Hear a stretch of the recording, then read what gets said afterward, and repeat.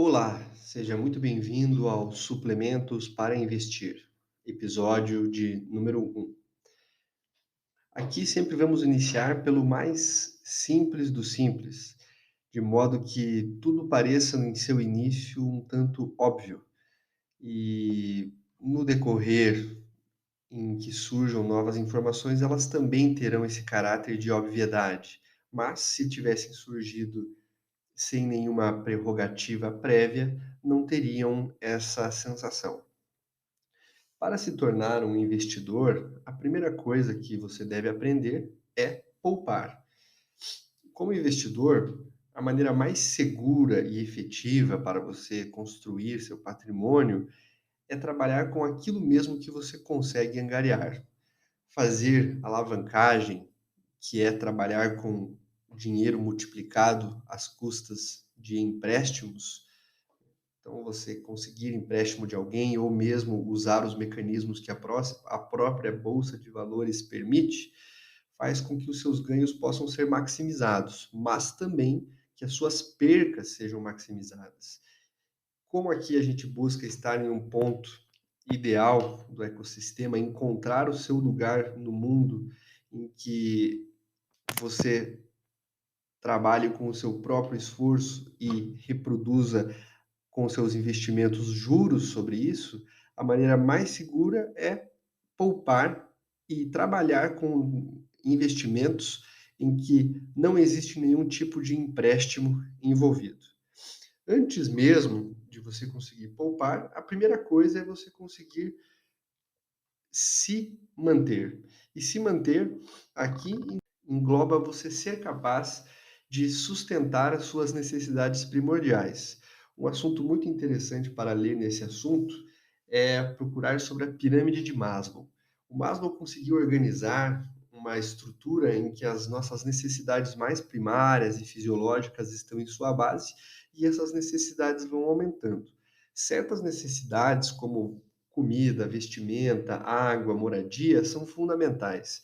E você não vai conseguir manter no longo prazo um hábito de poupança se para isso você restringe ao máximo também a sua, as suas atividades de lazer. É fundamental que você mantenha um certo grau de utilização do dinheiro em seu favor e prazer, mesmo enquanto estiver poupando. Então, sempre observe primeiro a capacidade de se manter, depois a capacidade de poupar o próprio dinheiro para investir. Nesse ponto, entramos em uma definição importante de economia. A ciência econômica, ela é a ciência que busca entender e gerir os recursos escassos. Todos os recursos, em certo ponto, são escassos. Mas por quê? Existe água suficiente para todo mundo? Existe. Existe minério para todo mundo? Existe. Mas a imaginação humana e o desejo humano é ilimitado. Deste modo, como os desejos são ilimitados e as vontades de ter cada vez mais coisas são ilimitadas, essa distribuição não é razoável. Assim, mesmo que existisse uma distribuição igualitária de os bens de consumo que sejam necessários, ainda assim não estariam sendo atendidos todos os desejos. Por isso, podemos afirmar que, independente do cenário, os nossos recursos são escassos, né? Já é senso comum aquelas referências de que seriam necessários inúmeros planetas Terra para manter o padrão de vida do norte-americano médio. Pensando nisso, nós, enquanto indivíduos presentes na economia, também somos agentes desses recursos escassos. E apesar de precisarmos atender às nossas necessidades fundamentais da pirâmide de Maslow, precisamos saber o que realmente é uma necessidade e o quanto de lazer ou de uma roupa legal ou de um equipamento eu preciso e quanto, na verdade, é desnecessário. Esse mecanismo de querer adiantar as nossas necessidades, às vezes sem utilidade, né, essas necessidades fúteis, é um dos grandes mecanismos pelos quais ocorrem endividamentos. Um dos livros interessantíssimos sobre esse papel dos juros Dois, na verdade, é O Valor do Amanhã, do Eduardo Janetti, e o outro livro, Capitalismo Parasitário, do Zygmunt Baum. Apesar do título ser bem chamativo no livro do Zygmunt Baum, eles tratam de assuntos muito similares, falando do papel dos juros na sociedade. No livro do Capitalismo Parasitário, especificamente, ele decorre ali, um livro curto, se não me lembro, ao redor de 70, 90 páginas, sobre o efeito do cartão de crédito que ocorre na psicologia humana. Nós temos a vontade de atender nossos desejos o quanto antes. Nós queremos obter as nossas posses, o nosso alimento, o carro novo, a roupa nova, o disco novo, enfim, a TV, a televisão nova, tudo de imediato. Mas, de maneira natural, isso não seria possível, porque seria necessário uma busca pelo dinheiro, uma poupança e assim adquirir o bem. Acontece que para esse mecanismo criado do crédito, ele acaba agindo de uma maneira equivocada para o usuário simples. No caso de um empresário, às vezes obter um empréstimo, e esse empréstimo é capaz de produzir a capacidade de aumentar uma fábrica ou qualquer empreendimento, de modo que valerá muito a pena pegar esse valor e investir. Mas para a população comum, que trabalha de modo assalariado ou autônomo e usa a fonte de crédito apenas para aumentar o consumo, acaba pagando muito mais do que pagaria se poupasse. Para se ter uma ideia, é muito difícil arranjar algum tipo de investimento sólido em que você possa ter retorno igual ou mesmo próximo dos juros do cartão de crédito. Então, quando se começa esse papel de poupar e se manter, então, primeiro, atender essas necessidades básicas de Maslow. Segundo, conseguir poupar sem tirar também a sua alegria relacionada com um pouco de consumo que é necessário a todos. E quitar todas as dívidas, porque não adianta você ter uma dívida no cartão de crédito e começar a investir. Muito dificilmente você vai conseguir quitar essa dívida baseada nos seus investimentos. É claro que para tudo tem exceção, e existem inúmeras situações em que você chega na loja, pergunta se existe alguma diferença no débito e no crédito, e não existe. E eventualmente, até usando o crédito, você ganha milhas, consegue ter alguns benefícios utilizando o cartão de crédito. Mas quando se usa o crédito e existem juros embutidos, juros muitas vezes até compostos quando a parcela não é quitada, isso tem um efeito extremamente negativo. O nosso objetivo como investidor é, primeiro, nos manter, segundo, poupar o próprio dinheiro, não alavancar, manter apenas o que conseguimos e, a partir daí, usar os juros compostos ao nosso favor. Então, existem inúmeras frases ilustres a respeito dos juros compostos que dizem que os juros compostos são uma das forças mais poderosas da natureza. E, na verdade, são uma força até inexistente, porque até que não existisse moeda, até que não existisse uma série de prerrogativas econômicas, ele nem existia. E, para conseguir fazer isso, lidar com os seus desejos ilimitados, perceber até que ponto precisamos daquilo e até que ponto estamos adiantando uma necessidade que não se encaixa na pirâmide de Maslow em suas bases mais fundamentais e acaba partindo para apenas um adiantar dessa necessidade. Os juros compostos são, inclusive, quando tomados através de empréstimos, já foram inclusive motivo até de escritos literários. O próprio livro Mercador de Veneza, de William Shakespeare, retrata um caso em que o personagem principal sofre uma série de intervenções pela dívida e pelo agiota que havia feito o empréstimo.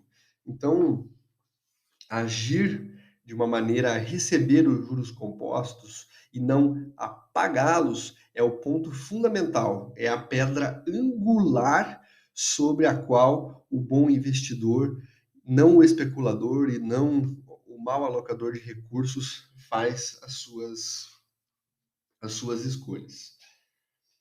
Para isso, aqui já coloco um outro ponto de que investir não é necessariamente colocar o dinheiro em alguma aplicação.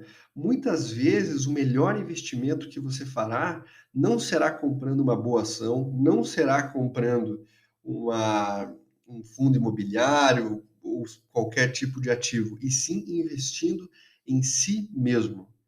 Isto é, às vezes você terminou o ensino médio e não fez uma faculdade, mas hoje existem diversos cursos que fornecem formações mais rápidas, e esse curso com formação mais rápida vai te fornecer uma remuneração muito maior. E o quanto você poupa é tão importante quanto aonde você coloca. Então, investir em você é o melhor investimento que você pode fazer. É claro que não adianta, quando você estiver direcionando esse dinheiro para você, investir de qualquer maneira. Se você é um atleta, de repente economizar um dinheiro e contratar um treinador vai aumentar os seus ganhos. Ou se você é um engenheiro e contrata um treinador, isso não vai te dar nenhum benefício. Claro, você pode melhorar a sua saúde e ser igualmente benéfico, mas não é algo que você poderá considerar como um investimento. Investir em si é sempre a melhor escolha a se fazer. Lembrando que investir também não se limita ao dinheiro que você aloca, mas também ao tempo que você aloca. Um conceito interessantíssimo que iremos sempre revisitar no podcast é o conceito de custo de oportunidade. Toda vez que você se decide a fazer algo e você coloca dinheiro ou tempo nisso, existe o custo embutido em não fazer outra coisa. Então, se você decide vender balas no sinal, ou se você decide catar latinhas por aí, se você decide dirigir um Uber pelas ruas, ou se você decide fazer entregas pela moto, se você decide trabalhar como engenheiro, ou você decide dar aulas particulares de matemática, tudo isso tem repercussões. Muitas vezes, você, mesmo sendo um engenheiro, vai ter uma remuneração melhor dando aulas particulares de matemática para o pessoal do ensino médio. Então, apesar de você gostar muito de ser engenheiro, às vezes a tua hora pode ser lá R$ 50 e a hora dando aulas possa chegar perto de 100. Você escolhe manter a carreira de engenheiro porque sabe que no futuro poderá ter maiores remunerações, mas isto no momento presente possui um custo de oportunidade, porque para manter essa oportunidade de um dia ser um engenheiro de renome, você está abrindo mão deste valor distribuído. A mesma coisa se você deixa de trabalhar em um período da manhã e decide estudar. Você pode até conseguir uma bolsa, mas o tempo que você fica lá, você poderia estar trabalhando. E esse tempo que você fica lá sem receber é um investimento que você está fazendo, que poderia estar sendo já transferido para algum valor de imediato. Por isso, devemos sempre prestar atenção no custo-oportunidade. Então, para resumir, basicamente, precisamos atender nossas necessidades fundamentais da pirâmide de Maslow, precisamos ter noção de que somos humanos e precisamos receber alimentação, moradia e também ter algum gasto com algo que seja apenas que seja condizente com a nossa capacidade. Segundo, começar a poupar. Assim que se começar a poupar, quitar todas as dívidas existentes em cartão de crédito para interromper esse processo de juros compostos.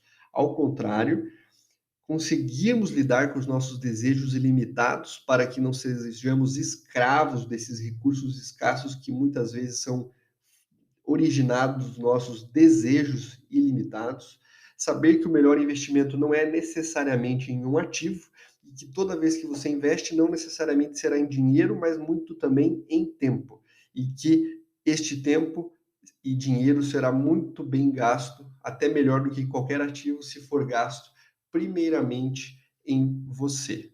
Um grande abraço e até o próximo episódio do Suplementos para Investir. Um abraço, Marcos Friedman.